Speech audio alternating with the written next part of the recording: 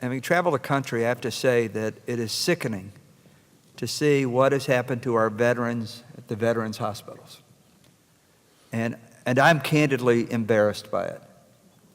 What would you do as a member of the Congress to get to the bottom of it, but also to hold people accountable for who let this happen? Barr? My heart breaks when I see what's happened to our veterans.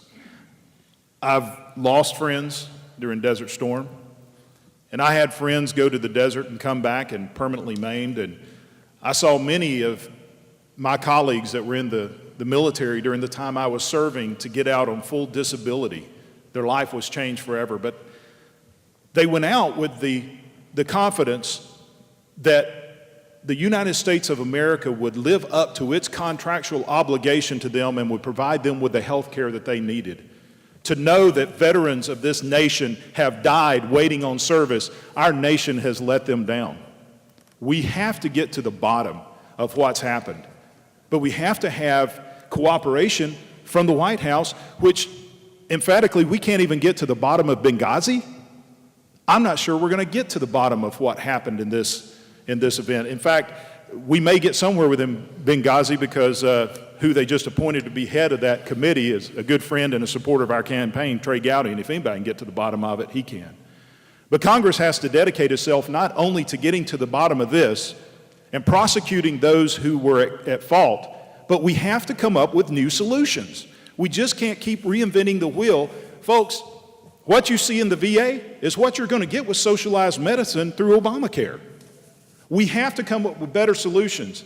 One idea that we need to explore is a voucher system. Give our veterans a voucher to go to a community hospital, to one of our hospitals, to where you get good health care. Why should our veterans suffer to have substandard health care when we can give them a voucher and probably save this country a whole lot of taxpayer money?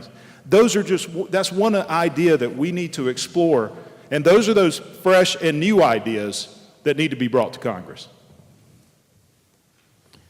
What we're witnessing here with the scandal, and it's scandal with a capital S, what we're witnessing here with the scandal in the Veterans Administration, the Department of Veterans Affairs, goes beyond negligence. It goes beyond bureaucratic inertia. It goes beyond a lack of caring. It is criminal. When you look simply at the information that we have seen public, and my rule of thumb as President Reagan's prosecutor down here is what you see publicly in terms of the evidence is the tip of the iceberg.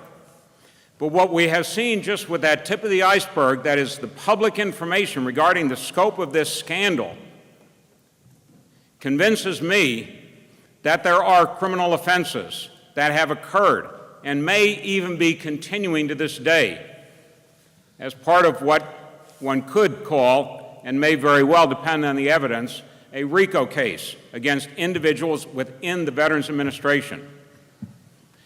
There's a lot that can be done, and we have to get done.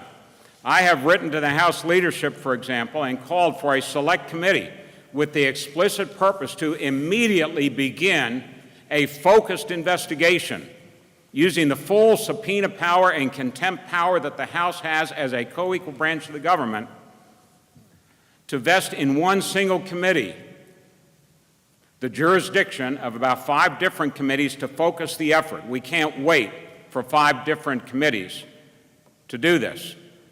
I also believe it is essential that the Attorney General appoint a special prosecutor to investigate the criminal allegations regarding Veterans Administration.